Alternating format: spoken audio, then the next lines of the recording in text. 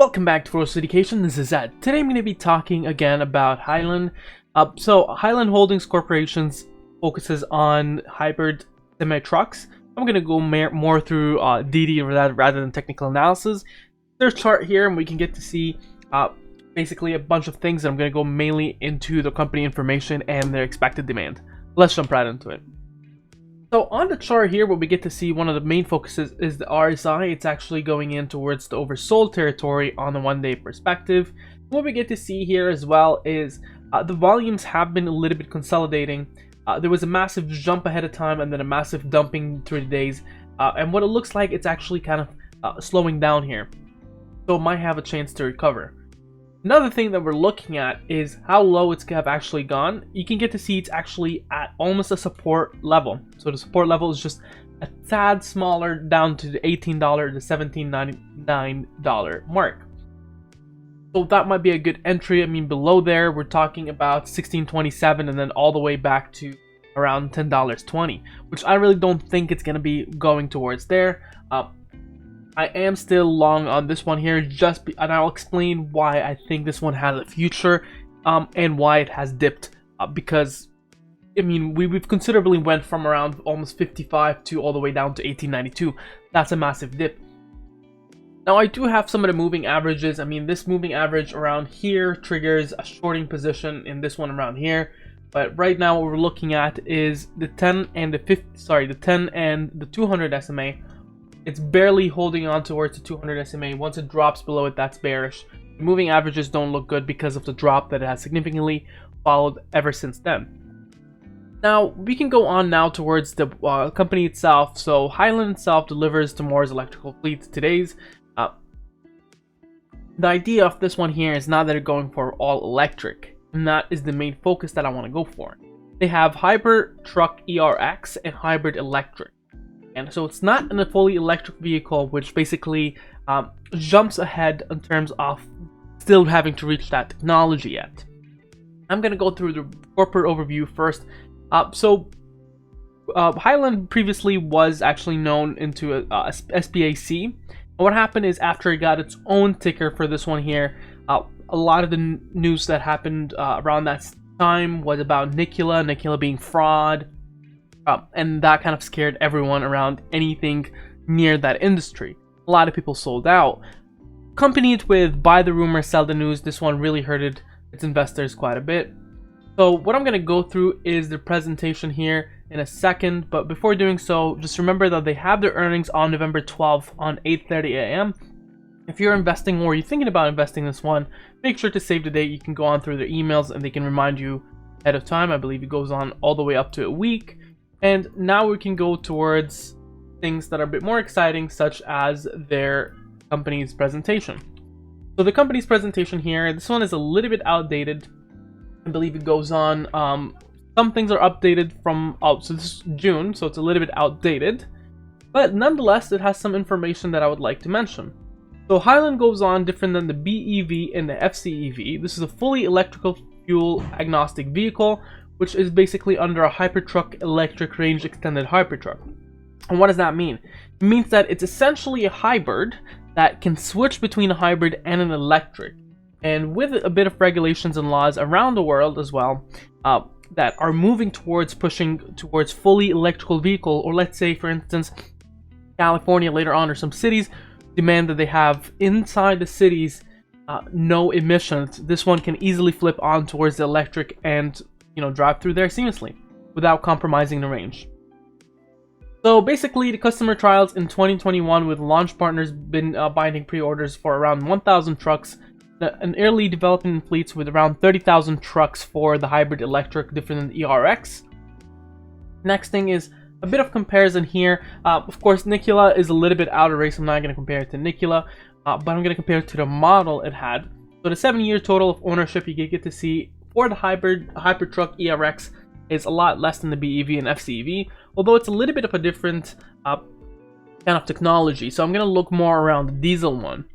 Around the diesel one here, we get to see it's around 6% saving between the comparison between hybrid and diesel.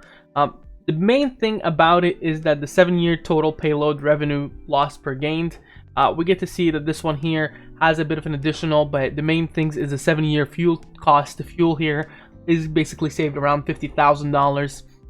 And that is a significant cut in terms of value.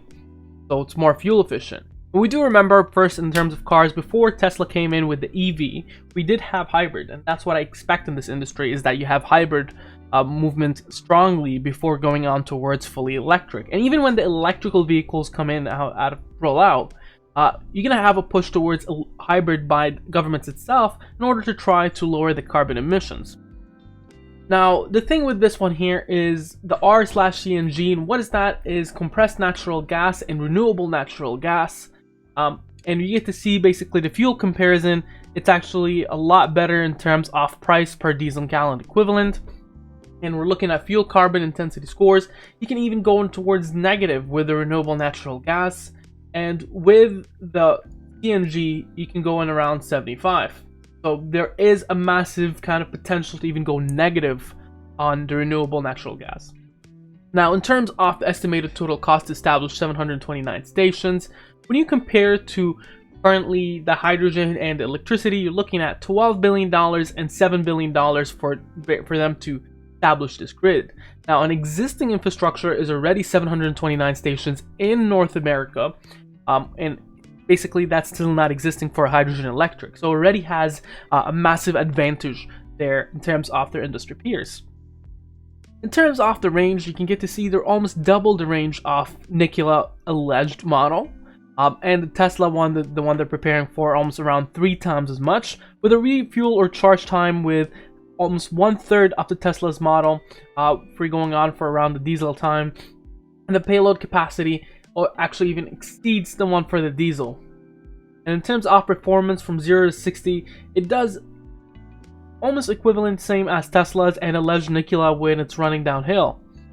Now, the next thing going on is their agility pre-order for around 1,000 Hypertrucks. Exciting there. And I can go on and on about their different products, but basically they have their FCEV as well planned. This one is a little bit towards their nitrogen cell in the future, but the main 2 things I want to focus on is their RCNG and their hybrid electric. Awesome. I went through in the last video regarding about the exact technologies of each of them, but I don't really think that we basically need to address them much. But in terms of case studies here, and I think this is beneficial to give you a better idea of their operations.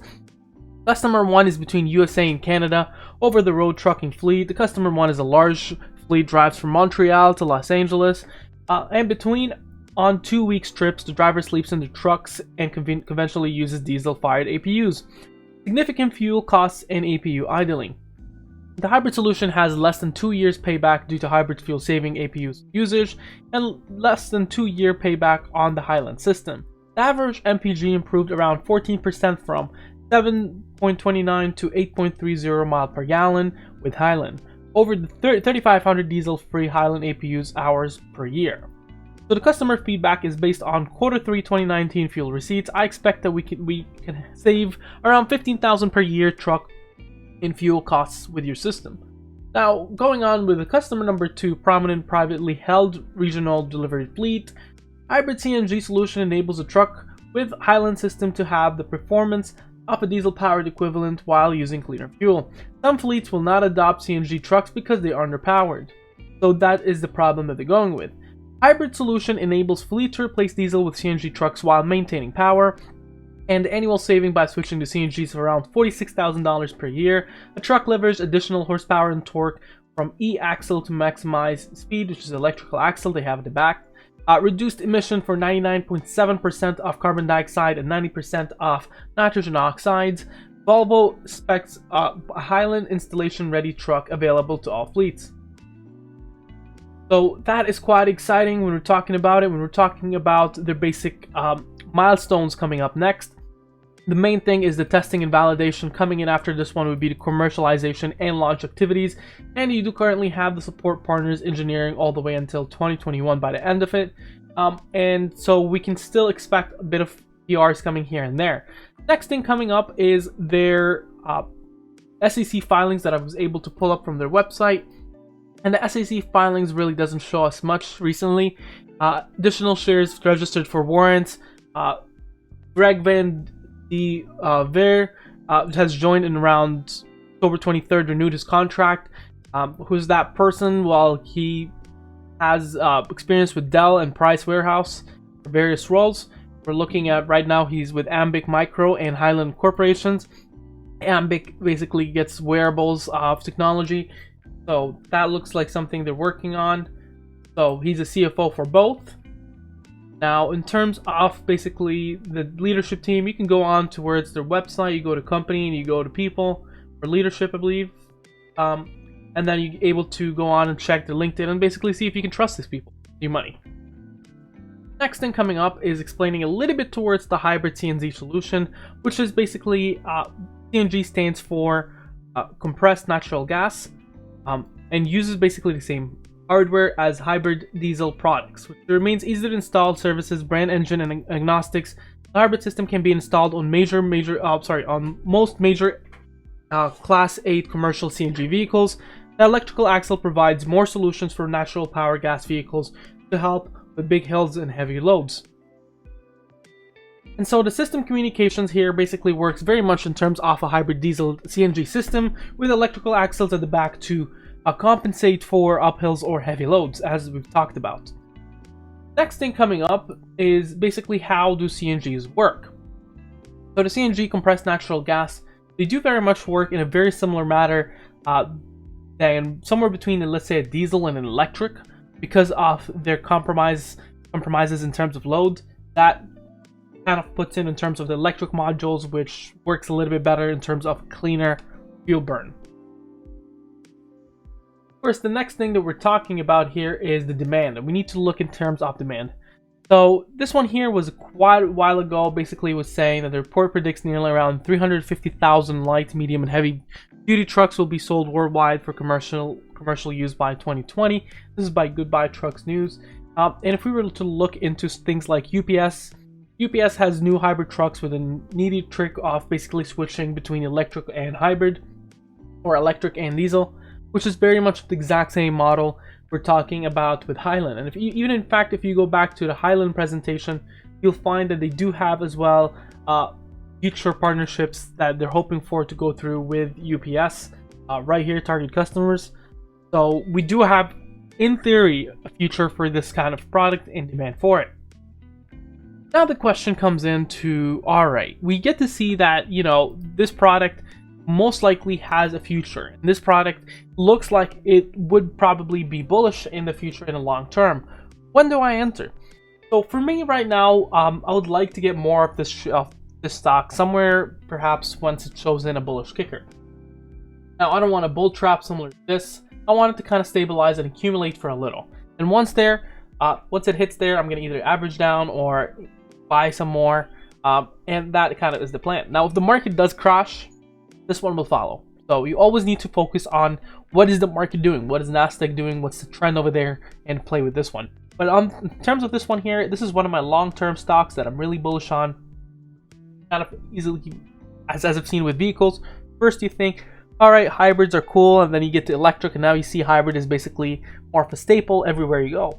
So that's where I expect the hybrid semi-trucks to get in the future. What do you think about the sticker? Make sure to mention down in the comments below. Guys, subscribe and like. You have a wonderful day.